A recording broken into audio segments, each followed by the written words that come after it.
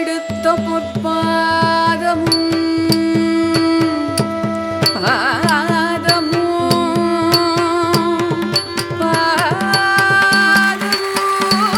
ഇങ്ങനെ നിറഞ്ഞ കയ്യടികളുള്ള വേദികൾ എല്ലായിടത്തും എല്ലായ്പ്പോഴും കിട്ടിക്കോണമെന്നൊന്നുമില്ല.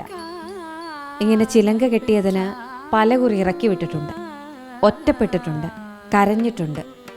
ഇന്ന് കലോത്സവ വേദിയിൽ നിറഞ്ഞ കയ്യടികളോടെ നൃത്തം ചെയ്യുന്നത് എൻ്റെ കുട്ടികളാണ്. ഒരിക്കൽ തീണ്ടാപ്പാടകലെ നിർത്തിയ അവരുടെ അധ്യാപിക സ്വാഭിമാനത്താൽ പൂർണ്ണയാവുന്നു.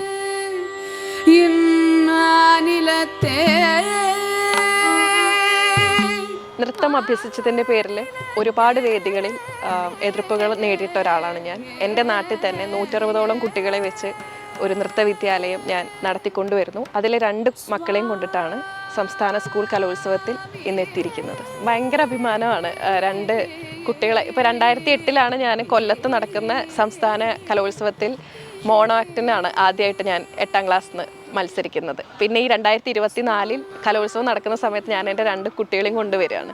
അപ്പോൾ അത് ഭയങ്കര പ്രൗഡായിട്ടുള്ളൊരു കാര്യമാണ്. മത്സരാർത്ഥിയിൽ നിന്ന് പരിശീലകയായിട്ട് വരിക എന്ന് പറയുന്നത് ഞാൻ സ്വയം പ്രൗഡാവുന്ന കുറച്ച് മൊമെന്റ്സ് ഉണ്ട്. അതിലൊന്നാണിത്.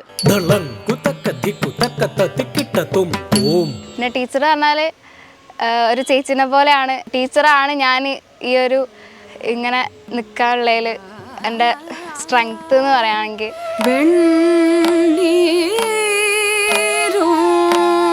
അറബി ആദ്യമായിട്ടാണ് സംസ്ഥാന കലോത്സവത്തിൽ വരുന്നത്.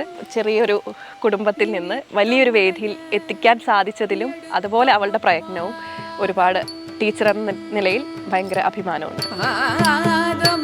വലിയ പ്രയത്നമുണ്ട് ഇന്ന് കാണുന്ന മൻസിയയിലേക്കുള്ള ദൂരത്തിന്. നൃത്തം പഠിച്ചു തുടങ്ങിയത് മുതൽ ഒരു കുഞ്ഞു പെൺകുട്ടിക്ക് താങ്ങാൻ കഴിയുന്നതിലും വലിയ വെല്ലുവിളികൾ. മകളുടെ കലയുടെ പേരിൽ ഖബറിടം നിഷേധിക്കപ്പെട്ട ഉമ്മ, പൊതുവേദിയിലെ പരിപാടികളിൽ നിന്നും ഇറക്കിവിട്ട അനുഭവങ്ങൾ വരെ. വിവേചനങ്ങൾക്കിടയിലും ഒരു നിഷേധിയായി മൻസിയ കലയെ മുറുകെ പിടിച്ചു.